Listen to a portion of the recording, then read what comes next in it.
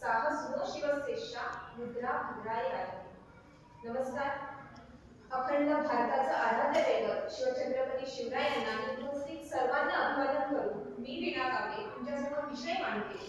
छत्रपती शिवरायांची जलनीती आणि आत्ताच्या 21व्या शतकातील भारतातील सागरी सुरक्षा आणि सामर्थ्य, शौर्य, लढाया अशा अनेक अद्वितीय गुणांनी छत्रपती शिवरायांनी फक्त महाराष्ट्रात नव्हे तर अवघ्या भारताच्या हृदयावर आपलं वर्चस्व निर्माण केलं होतं. भारतातील प्रत्येकाच्या हृदयावर शिवरायांचं नाव कोरलं आहे.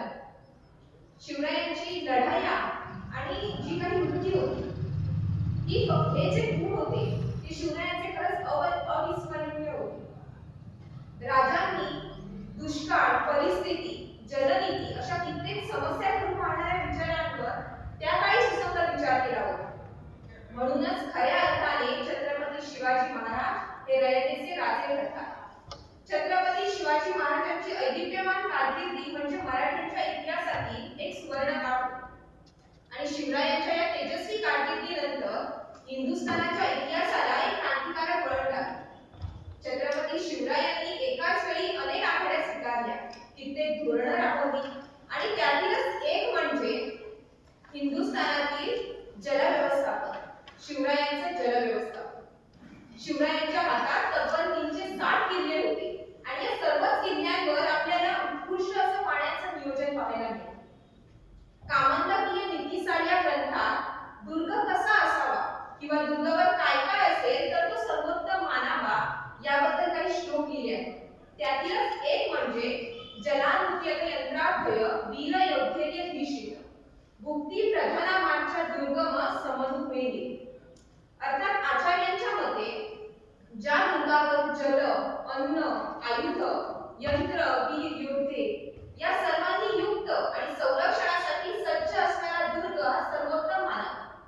पण जर का त्या दुर्गावर जलच नसेल तर या सर्व गोष्टी असणंही नगण्यच ठरतात. म्हणजे जलाला त्यांनी सर्वात महत्त्वाचं स्थान दिलं आहे आणि हे शिवरायांनी जाणलं होतं. म्हणून शिवरायांनी जेव्हा राजधानीसाठी रायगडाची निश्चिती केली आणि तिथल्या बांधकामासाठी त्यांनी आज्ञा सोडली त्यावेळी कल्याणचे सुभेदार आबाजी सोंद्या यांना 50,000 पोत दिले गेले आणि त्यातील 40,000 पोत म्हणजे 40% पोत हे फक्त पाण्याच्या नियोजनासाठी राखून ठेवले गेले. आता एवढ्या रकमेतून एवढी मोठी रक्कम फक्त पाण्याच्या नियोजनासाठी राखून ठेवणे म्हणजे यावरूनच आपल्याला शिवरायांचं जलव्यवस्थापन कसं होतं हे निदर्शनास येते. छत्रपती शिवरायांचे हे किल्ले आणि इतिहास आपल्याला सदैव प्रेरणा देतात.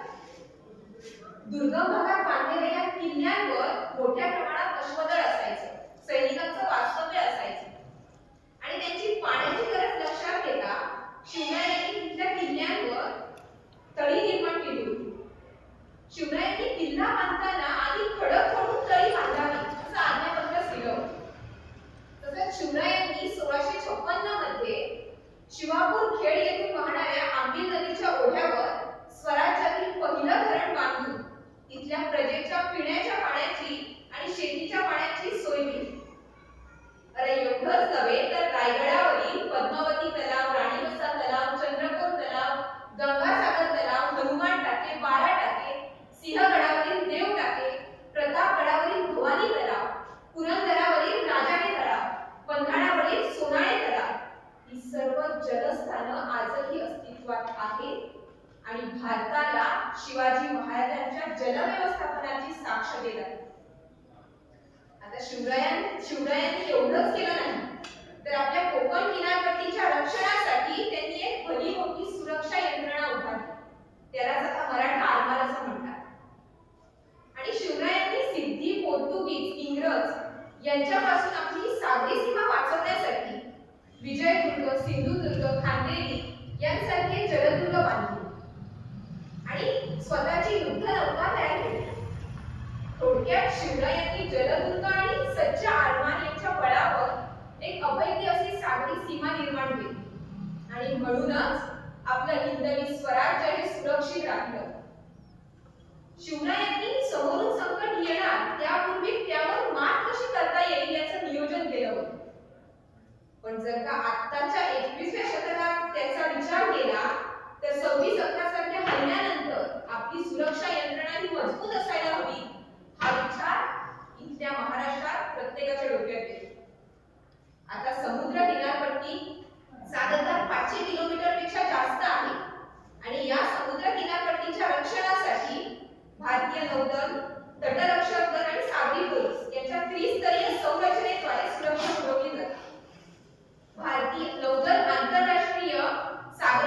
क्षेत्रात नौदल तटरक्षक दल 200 आणि सागरी पोलीस विशेष आर्थिक क्षेत्रात आणि 12 मैलाच्या किनारपट्टीच्या क्षेत्रात गस्त घालत आहेत.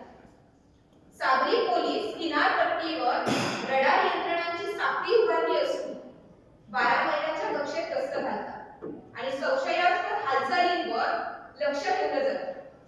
सागर धोरणाअंतर्गत शेजारील देशांची सहकार्य करून भारताच्या सुरक्षेवर भर दिली जात आहे. राज्य पोलिसांना तटरक्षक दलाद्वारे प्रशिक्षण दिलं जात आहे. आता हिंदी महासागर क्षेत्रात सुरक्षा शांतता सुनिश्चित करण्यासाठी मोठ्या प्रदेशातील सर्वांसाठी वाढ आणि सुरक्षा या धोरणांवर भारत भर देत आहे. आपत्ती आणि आपत्कालीन परिस्थितीत भारतीय नौदल सर्वात आधी मदत पोहोचवणारी शक्ती बनले आहे.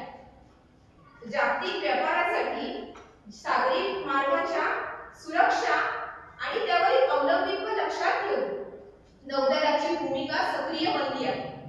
सी विजन 21 आणि टोपेक्स 21 यासारख्या युद्ध सरावांद्वारे शांतता आणि सुरक्षा या युद्ध काळात जी काही शांतता आणि सुरक्षा होते त्यावर भारत भर देत आहे. आयएनएस विक्रांत सारख्या युद्ध नौका पाणबुड्या आणि त्यांच्या ताफांमुळे नौदलाची सामरिक सज्जता तपासली जाते.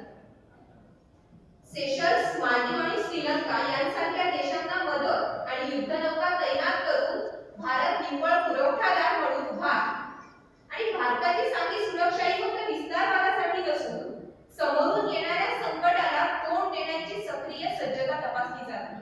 आणि भारत आता फक्त आयात न करता स्वदेशी पाणबुड्या, युद्ध नौका आणि विमानवाहू नौका तयार करण्यावर भर देत आहे. भारताच्या हिंद क्षेत्रात भारताचं वर्चस्व टिकवून ठेवणे, सागरी चौरस आणि मानवी तस्करी रोखणे ही महत्त्वाची आव्हाने आहेत. आधुनिक युद्ध ही आता केवळ भौतिक नसून त्यावर सायबर हल्ल्यांचा धोकाही वाढला आहे, ज्यामुळे सायबर सुरक्षा आणि जी काही ऑपरेशनल सुरक्षा आहे ती सर्वात महत्त्वाची ठरत आहे. आणि सागरी सुरक्षा म्हटल्यानंतर ही फक्त सीमारेष सुरक्षेपर्यंत मर्यादित नसून त्यात आर्थिक सुरक्षा तसेच पर्यावरणीय सागरी सुरक्षा, आपत्ती व्यवस्थापन या सर्वांचाही समावेश त्यात आहे.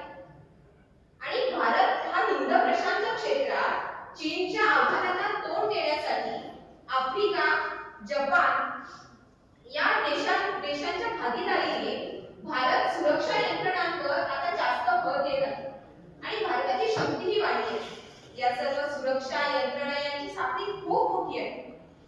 त्यापर्यंत आपण तर पोहोचू शकत नाही, पण आपल्या हाताने जे काही आपल्याला एक खारीचा वाटा जे काही करता येईल आपल्या कोकण किनारपट्टीच्या रक्षणासाठी याचा विचार प्रत्येकाने करायला हवा. आपण ज्यावेळी पर्यटक म्हणून समुद्र किनारपट्टीवर जातो, बिस्लरीची बॉटल तिथेच फेकतो.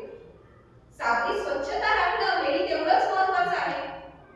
पर्यटक म्हणून आपण ज्यावेळी समुद्र किनारपट्टीवर जाऊ त्यावेळी तिथली स्वच्छता ही सर्वात महत्त्वाची आहे याचा विचार प्रत्येकाच्या डोक्यात असायला हवा. आणि आपली ही कोकण किनारपट्टी संरक्षित राहील, सुरक्षित आणि स्वच्छ राहील याचा विचार आणि यासाठी जे काही करता येईल ते प्रत्येकाने करूया आणि आपली कोकण किनारपट्टी